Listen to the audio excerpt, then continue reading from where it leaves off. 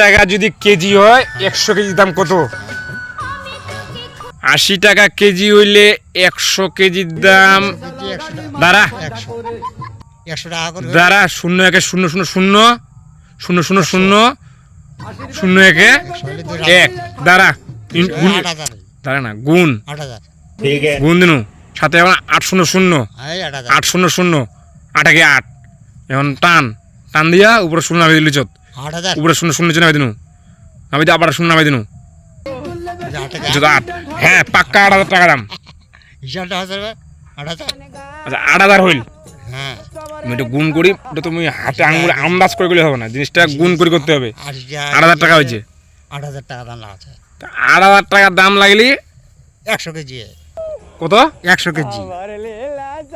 100 KG 100 KG হ্যাঁ 80 টাকা KG হইলে 80 টাকা কেজি হলে 100 কেজির দাম 8000 8000 8000 সোজা হ্যাঁ কেমন কি বলে তুই মানে 8000 টাকা মোটে চাইছিস তুই আর মানে তুই মোটে 8000 টাকা চাইছিস আর 75 টাকা হলে তোর পড়বি তার 500 কমে গেল 500 কমে গেল 7.5 7.5 হ্যাঁ 75 টাকা কেজি হলে 100 কেজি ওজন হয় 100 কেজি ওজন হইলে 75 টাকা করে হইলে 7.5 টাকা দাম লাগে কত 7.5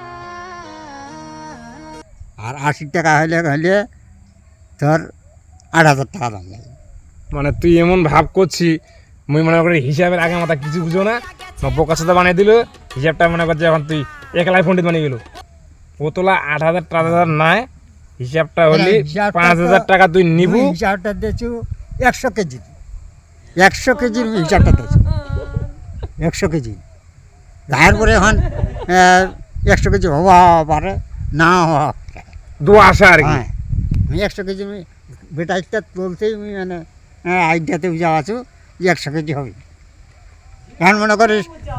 60 কেজি আবার হ্যাঁ আইম তো গর্ভবতী পুরা তোর হিসাব শুনে আইম তো পুরা গর্ভবতী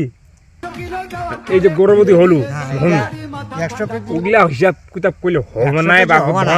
বাপধন অতগুলা হিসাব কিতাব করলে হবে না 100 কেজি হবে না এখন 5,000 টাকা আমি তোকে দিম হ্যান্ড ক্যাশ মুই কিন্তু 7 লেভেল কথা আইএম পছন্দ করি না আইএম পুরা বাটা মানুষ বাটা কোম্পানির লোক মানে 5,000 টাকা দিয়ে মন চালিয়ে দিব না মন চালিয়ে নাই দিব বাটা দিব তুই কত নেবো তাহলে কত নেবো সাড়ে 5 করে গিয়েছে ফেরিওয়ালা 5.5 করে গিয়েছে তুই 5,000 5.5 নেবো